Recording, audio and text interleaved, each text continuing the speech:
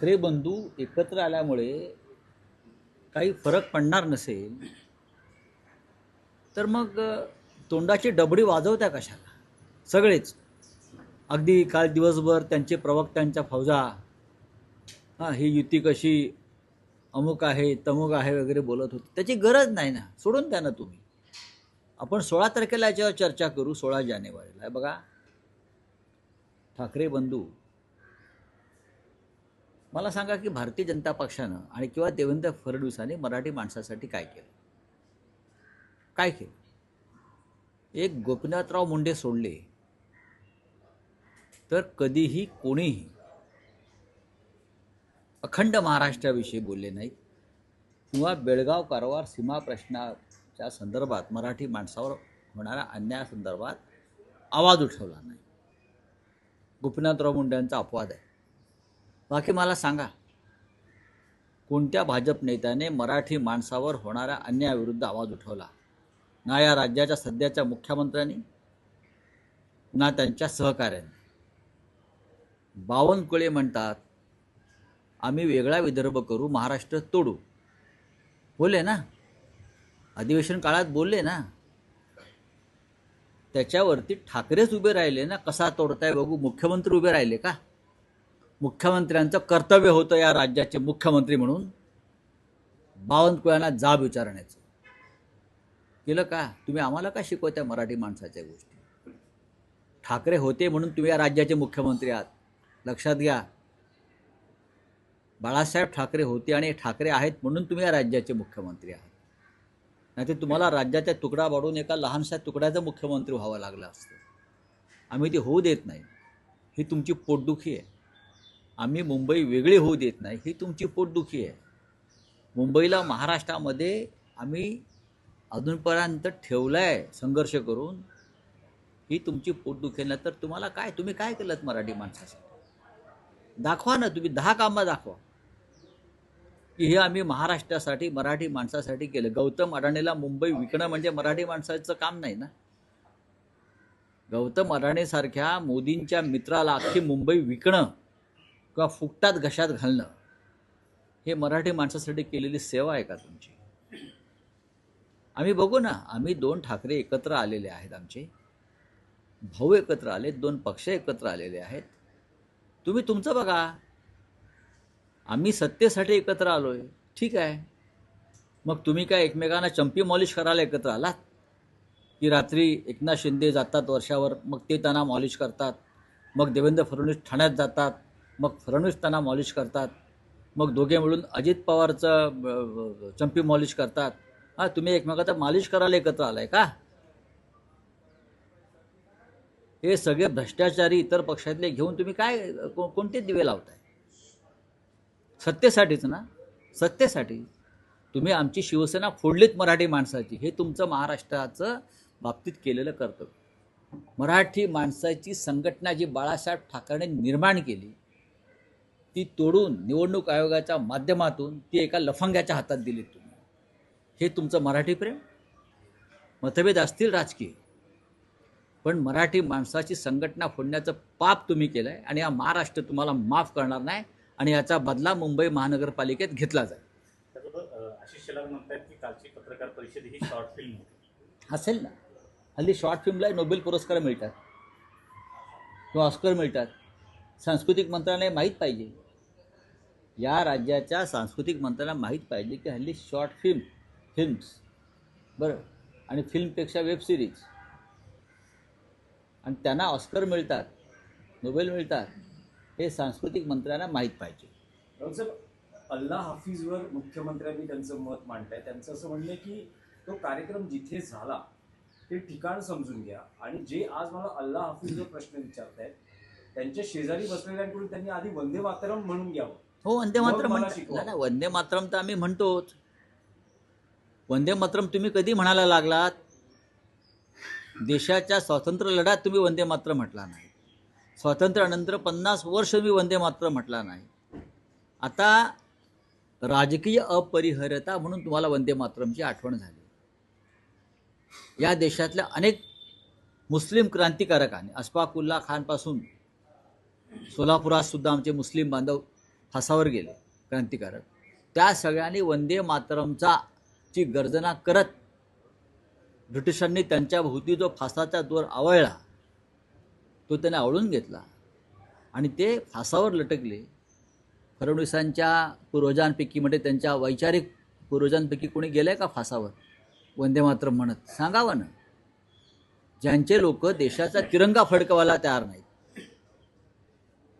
ज्यांच्या लोकांनी बॅरिस्टर जिनाबरोबर वाटाघाटी करून द्विराष्ट्रवादाचा पुरस्कार केला. श्यामाप्रसाद मुखर्जी हे मुस्लिम लीगच्या सरकारमध्ये होते तुमचे बापजादे. तुम्ही आम्हाला काय शिकवताय वंदे मातरम? देवेंद्र फडणवीस आम्हाला शिकव नका तुम्ही.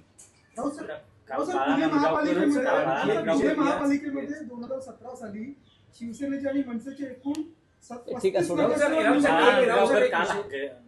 आजारी आहेत.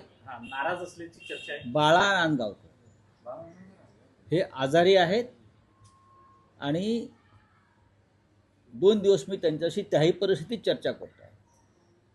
शिवसेना आणि मनसेच्या या संपूर्ण प्रक्रियेमध्ये बाळा नांदगावकर दिवस रात्र काम करत होते. मला माहिती आहे. रात्री 12, 1, 2 वाजेपर्यंत त्यांच्या बैठका सुरू होत्या शिवसेनेबरोबर आणि ते आजारी पडलेले आहेत म्हणून ते काल दिसले नाही आणि आजही ते आजारी. रावसाहेब, या युतीवर उपमुख्यमंत्री एकनाथ शिंदे यांची प्रतिक्रिया आली आहे. ते असं म्हणतात की याआधी मुंबईकडे सोन्याचं अंड देणारी कोंबडी म्हणून बघितलं गेलं, आता ही कोंबडीच ठाकरेंना कापायची आहे आणि मुलं पळवणारी टोळी यावर ते म्हणाले की आधी यांना स्वतःची मुलं सांभाळायला सांगा. हो, त्यांनी शिंदेने पण स्वतःचं मुलं सांभाळावीत ना. भारतीय जनता पक्ष त्यांची मुलं पळवणार आहे.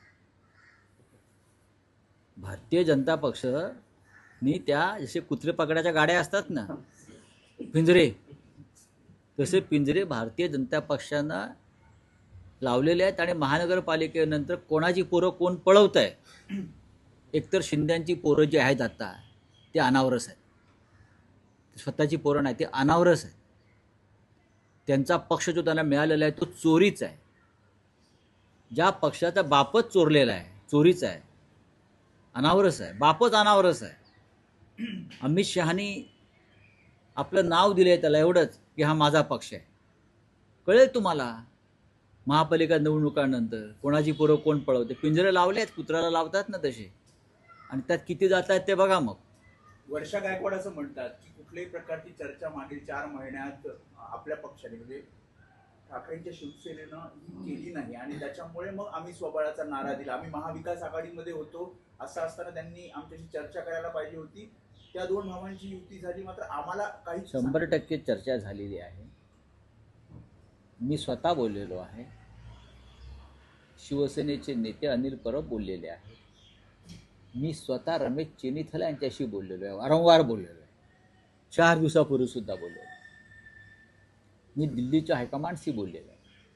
कदाचित वर्षाताईला माहीत नसेल. एनसीपीशी सुरू असलेली चर्चा थांबली नाही असं म्हटलं जाते नाही. आणि याचवरून शरद 10 पवार जागा नाराज तुम्ही असल्याची देता चर्चा आहात, आहे. ती त्यांना मागणी मान्य नाही. त्यांना साधारण 30 जागा पाहू. त्यांना आता हव्या असं आहे की मुळात मुंबईतल्या जागा किती आहेत त्यानुसार जागा वाटप होईल. कोणाची कुठे ताकद आहे त्यानुसार जागा वाटप होईल. आम्हाला काँग्रेस आणि राष्ट्रवादी काँग्रेस हे आमच्याबरोबर हवे आहेत. पण आता मनसे आणि शिवसेनेतलं जागा वाटप आत्ता संपलेलं आहे. काल तुम्ही पाहिलं असेल की राजसाहेबांनी आकडा सांगितला नाही. आम्हाला आकडे सांगण्याची गरज नाही. आता आकड्यावरती जर युती अडत असेल, आकड्यावरती युती अडता कामा नये. जिंकून येणाऱ्या जागासंदर्भात चर्चा केली पाहिजे. माझ्या ठिकाणी एखादा दुसरा पक्षाचा उमेदवार जिंकणार असेल तर त्यासाठी जागा सोडली पाहिजे. अडवणूक असू नये. यावरून शरद पवार देखील नाराज असल्याचं म्हणतात. मला वाटतं. ते म्हणतात नाही, एक मिनिट, ते म्हणतायत की आमचा काही पक्ष हा मुस्लिम पक्ष नाही आहे. ज्या जागा दिल्या जात आहेत जागा वाटपात त्या मुस्लिम जागा ज्या आहेत, मुस्लिम बोर्ड तिथल्या जागा देत आहेत. ते आमचा विद्यमान पक्ष नगरसेवक होते तिथे त्या जागा दिल्या जात नाही असं त्यांचं. खास करून विक्रोळी, कुर्ला नाही, पाहू नये. त्याच्यावरती आमची चर्चा संपलेली नाही आहे.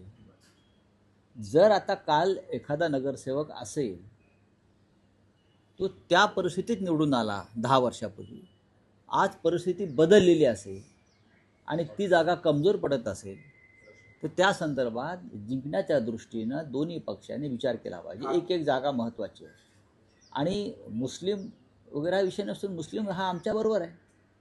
राऊत ठाकरे साहेब बंधूंची युती होती, दुसरीकडे नाशिकचे माजी महापौर हे पक्ष सोडून जात आहेत. मग जाऊ द्या. कालपर्यंत ते दुपारी 1 वाजेपर्यंत नाचत होते युती झाली म्हणून असं ठाकरे. काय झालं की नाही काहीच नाही ना. म्हणजे मला पण आश्चर्य वाटतंय की काल दुपारपर्यंत होते गुलाल उधळत भगवा हवेत फिरवत शिवसेना मनसेची युती झाली म्हणून जल्लोष करत होते हे लोक. कसा विश्वास ठेवायचा कोणावर? राऊत साहेब ठाकरे बंधू सतत हा दावा करतायत की मुंबई महापालिकेवर त्यांची सत्ता येणार, भगवा फडकणार, महापौर मराठीच असेल. पण युती जाहीर होत असताना सत्ता वाटपाचा काही फॉर्म्युला ठरलाय का? कशाला की पाहिजे? कोणाचा महापौर बघा, होईल, कोणाचा स्टँडिंग कशा करता? तुम्हाला आधी 2018ला जे न्यूसी मध्ये झालेलं काय झालं ते 2000? पाहता म्हणजे अधिकार तुम्ही आणि- तुम्ही तुम्ही तुम्ही अमित शहाची राज ठाकरेंबरोबर तुलना करता का? पण तुम्ही राजकारण अपमान आहे, साहेब. कर राजकारण तुम्ही आम्हाला अजिबात शिकवू नका. तुम्ही अमित शहाची तुलना राजसाहेब ठाकरेंबरोबर अजिबात करू नका. कळलं का? ते तेव्हा काय झालं, तेव्हा त्यांनी बेईमानी केली. ते बेईमान आहेत, त्यांनी शब्द पाळला नाही. तुम्ही राज ठाकरेंच्या बाबतीत हा विचार करणं हे चुकीचं आहे. आपल्या राऊत साहेब- पक्षातील अनेक राऊत साहेब आमदार, ठाकरेंच्या खासदार सेनेचे किंवा आणि- इतर पदाधिकारी जे आहेत ते आपल्या कुटुंबातील व्यक्तींसाठी जास्तीत जास्त उमेदवारी मिळावी यासाठी प्रयत्न करताना दिसत आहेत. परत राजकीय घराणेशाहीचा आरोप आहे. मला असं संजय वाटत पाटील आहेत, नाही. विनोद घोसाळकर आहेत, आपल्या पक्षातले अनेक सुनील प्रभू आहेत, अजय चौधरी आहेत, विनायक राऊत आहेत. ते सर्वांची नावं पुढे येतात. त्यांच्या कुटुंबियांसाठी ते उमेदवारीसाठी जोर लावतात. संजय पाटील यांची कन्या राजुल पाटील या युवा सेनेचे अनेक वर्ष काम करत आहेत. युवा सेनेच्या कोर कमिटीत आहेत. सुनील प्रभू यांचे चिरंजीव अंकित प्रभू हे अनेक वर्ष युवा सेनेच्या माध्यमातून महाराष्ट्रात काम करत आहेत. हां, अजून तुम्ही कोणती नावं घ्या, मी तुम्हाला त्यांच्याविषयी माहिती द्यायला तयार आहे. नाही पण राऊत साहेब अनेकांचा प्रयत्न आहे की आपल्या घरातच उमेदवारी राहावी. आणि- समजा जर विद्यमान नगरसेवक नसेल तर आपली पत्नी, आपला भाऊ, आपला मुलगा, तर कार्यकर्त्यांना कधी संधी मिळणार असं कार्यकर्त्यांचं काय म्हणणं आहे. ते अंकित प्रभू किंवा राजुल पटेल किंवा तुम्ही जे नावं घेताय ते कार्यकर्ते नाही आहेत का? माझे वडील कोणीतरी असतील, पण मी पण कार्य करतोय. आता मी ते आहे, सुनील राऊत काम करतायत म्हणून ते आमदार झाले. कार्यकर्तेच आहेत ना. असं अनेक ठिकाणी होतं, असं सर्वच पक्षात होत आहे. घराणेशाही सगळ्यात कुठे असेल तर तुम्ही पहा, भारतीय जनता पक्षाची घराणेशाही कुठेच नाही. चला, धन्यवाद. बोलिये. क्रिसमसच्या शुभेच्छा. नाताळाच्या पंतप्रधान गेले चर्चमध्ये, त्यांनी ट्विट केलंय सर. आणि त्यात ते व्हॅटिकनला पण जातील. नाही, ते आमचे पोपच आहेत ना हिंदूंचे. विजय मल्ल्या आणि ललित मोदी तिकडे हा, त्यांनी आहेत आणि साहेब त्या व्हिडिओ ठिकाणी ट्विट केले आहेत आणि व्हिडिओ त्यांनी ट्विट केलेला खिजवलं आहे. एका प्रकारे आम्ही की सर्वात आम्ही मोठे फरार भगोडे. असं त्यांनी सर्वात मोठे आम्ही भगोडे. आम्ही सगळ्यात मोठे भगोडे आहोत. हा. मोदी उत्तर देतील ना. मोदी जातात लंडनला, भेटलं पाहिजे त्यांना. सर आज नई मुंबई एयरपोर्ट का जो है पहला फ्लाइट जो फ्लाइंग हो चुका है, कैसे देखते हैं? अच्छी बात है. एक नया एयरपोर्ट जो अडानी के कब्जे में है वो भी, वहाँ से पहला फ्लाइट अगर आज टेक ऑफ हो रहा है तो महाराष्ट्र के लिए गर्व की बात है. और क्या है, बाकी सब कुछ अडानी का ही है. अब फ्लाइट भी अडानी के हो जाएंगे. चलिए, थैंक यू. यूपी में क्रिसमस जो है वो बैन किया गया है, किस तरह देखते हो? कहाँ? यूपी में क्रिसमस बैन किया गया है. तो मोदी चर्च में क्यों गए? अभी मुझे बताया गया कि मोदी जी चर्च में गए. करेक्ट. अगर यूपी में क्रिसमस बैन किया है तो मोदी जी चर्च में क्यों गए? वोटों के लिए गए? मोदी चर्च में अगर जाते हैं, मोदी इस देश में जो हमारे लाखों क्रिश्चियन बंधु हैं उनको नाताल या क्रिसमस की शुभकामना देने के लिए मोदी चर्च में गए सांता क्लॉज बनकर. और वहाँ के सांता क्लॉज जो है यूपी के, अपने आप को हिंदू धर्म के ठेकेदार मानते हैं, वो क्रिसमस बैन करते हैं. क्या ये देश में क्या हो रहा है पूरे विश्व में? तो मोदी ट्रम्प को आज शुभकामना नहीं देंगे क्रिसमस की?